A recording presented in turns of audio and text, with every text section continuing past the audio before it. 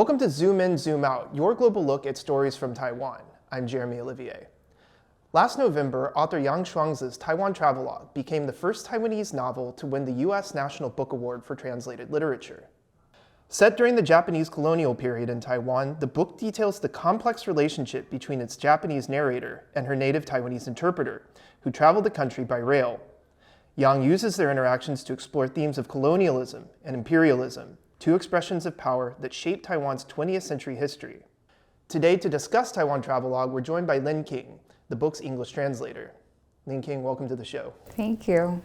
So tell us more about this book. Who are these two main characters, and how does the historical setting of the novel shape the relationship?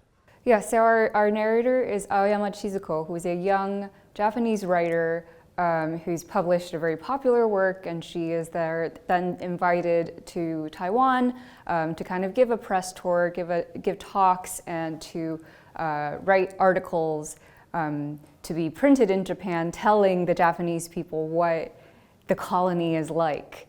This is set in the 1930s, and she meets her Taiwanese interpreter, who is an even younger woman, but a very accomplished linguist, and seemingly, from Aoyama's perspective, a perfect woman who knows everything, is good at everything, and Aoyama becomes very infatuated with this young woman who she calls Chi-chang, whose Mandarin name is Wang Qianhe, and the story unfolds from there. Can you talk a little bit more about the power dynamic between them? I don't want to spoil, but this story is about Aoyama, who very earnestly, so she thinks, wants to befriend and meet the locals, the Taiwanese, the so-called islanders, at their level, and she thinks that they are at her level as well. That's like the premise with which she approaches her relationships, but as we'll see over the course of the book, Chi-chang sees it quite differently, and she understands that there is inevitable power relation between the colonizer and the colonized, and that no matter how much goodwill there are just certain bounds that can't be overcome and certain blind spots that can't be seen. I've noticed there were a couple of literary devices that were used to express this power relationship, this power dynamic, and one of those was the different names for Qianhe. Yeah, so the book uses Japanese, Taiwanese, or Hokkien, Hoklo, Taigi, whatever you want to call it, and Mandarin. But in the English, because we don't have the characters, we only have the pronunciation, the romanization. I had to make decisions from the very get-go of, okay, do we confuse the reader by saying this is pronounced, Taipei now, but it was pronounced Taihoku then, and that would have been how they pronounce it in conversation. Same for the people's names. So in Japanese, Qianhe's name is Chizuru, but that's not her, all the facets of her name. So the English translation, I think, really challenges readers in some ways more so than the original, by forcing you to remember all the different pronunciations of people's names, the names of places and foods as well. So another element that continues to surface in the book is Chizuko's description of Qianhe's kind of maybe hesitance to speak about her true feelings as wearing a no mask. And I mean, of course, this is a very Japanese, no opera is a Japanese cultural element. I think it's another sign of how when one culture is imposed on another, you force everything that you perceive into the lenses that you have. And so for Chizuko, when she sees Qianhe's reticence, she perceives that as, oh, it's as though you're wearing a no mask, because those are the only cultural references that she has. At the same time, like you said, if we take a step back and look at it as a literary device, you see that that is also her imposing this mask onto someone who may not have intended it that way or may not think of herself in any form of Japanese theater, right? So there are so many moments like that peppered throughout the book where if you're looking at it from Chizuko's perspective, from Aoyama's perspective, she is the narrator, you might not pick up on these things that she's imposing on this, object of her affection. But at some point, the book does pivot, and we do see things from the Taiwanese perspective, and I think that's the jolt that really leaves a deep impression on readers. So the two protagonists of this book, they travel around Taiwan enjoying the local scenery and delicacies. Would these have been familiar to Taiwanese readers today?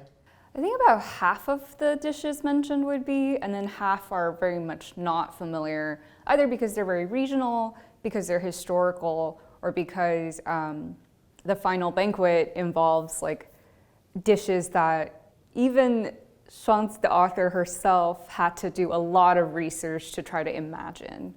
Some of these dishes are very much a product of our, culinary history that is no longer widely available. Why do you think that Yang Shuang-zi chose a glutton as the narrator of the story? Well, I know that part of it is personal, as in she loves to eat Shuang-zi. But that also, I think she's invested a lot of research as a literary scholar into the history of Taiwanese food, and there's both the literary desire to kind of attract readers with this, come read about food, look how delicious this sounds, while hiding kind of this undercurrent of very serious themes about power dynamics, about interpersonal relationships, about imperialism. There's definitely that as well, as in, this is just a travelogue, come read about these two young women who eat their way across Taiwan. And there's more to that. So I'd like to zoom out now and focus more on your experience with translating this book. And I just want to start off by asking, how did you come to this project? I first met Shuang-zi through the Asian American Writers Workshop. It was a project called the Queer Time Folio. It was curated by Professor Ji Dawei, based in Taiwan, and the translator and writer Ariel Chu. And I was brought onto this project to translate an excerpt of Shuang-zi's first novel, Hua Kai Shi Jie.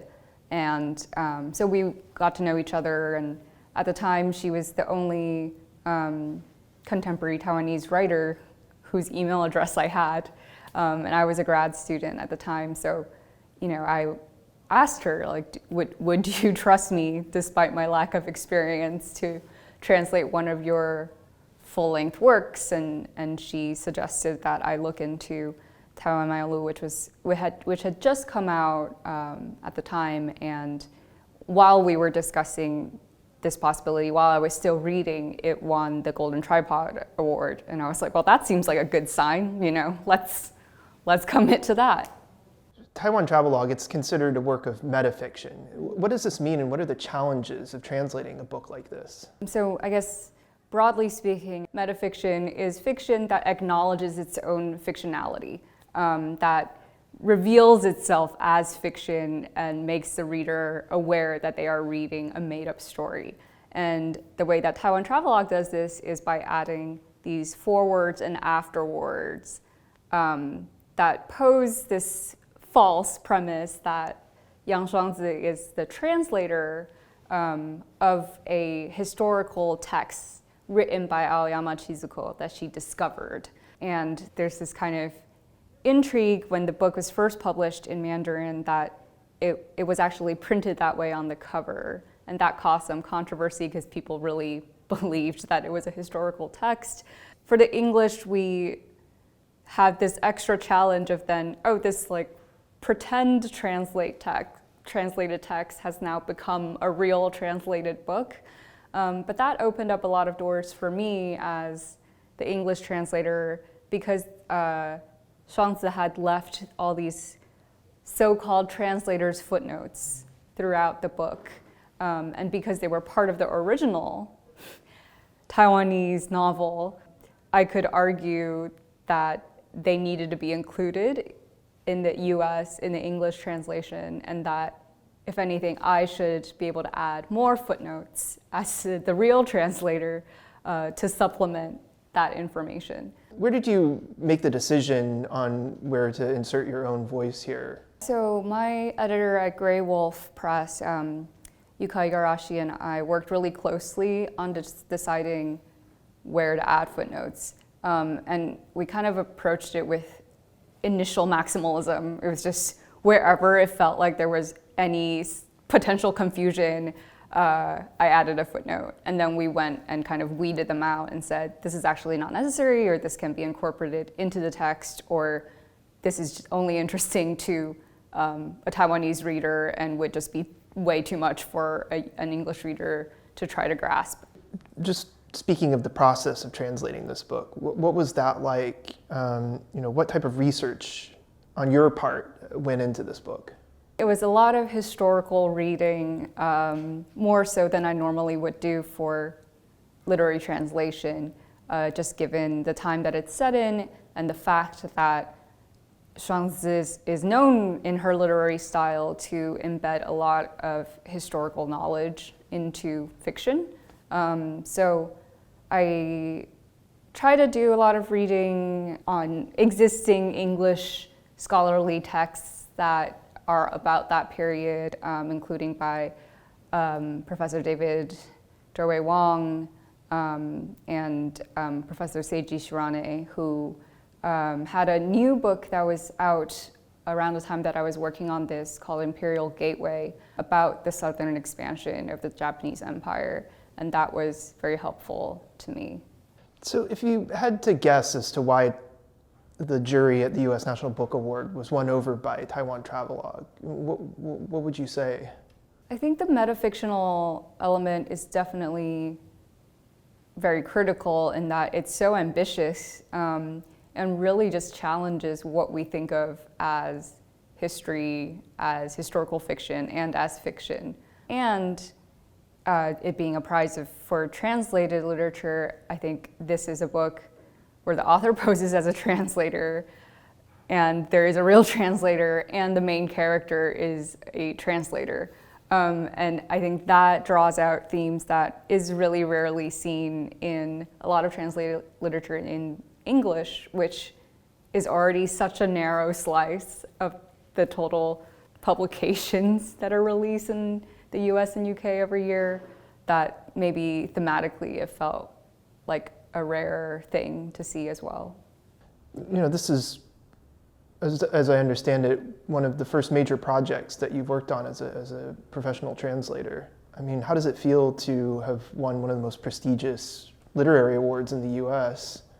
Terrifying. Yeah. I live every day on the edge of my seat wondering where the catch is. It is very surreal. Well, it's quite an accomplishment. Thank you. Thank you so much for joining us today. Thank you so much for having me on. This has been Zoom In, Zoom Out. For more stories from TaiwanPlus News, please follow us on social media. I'm Jeremy Olivier. Thanks for watching, and we'll see you next time.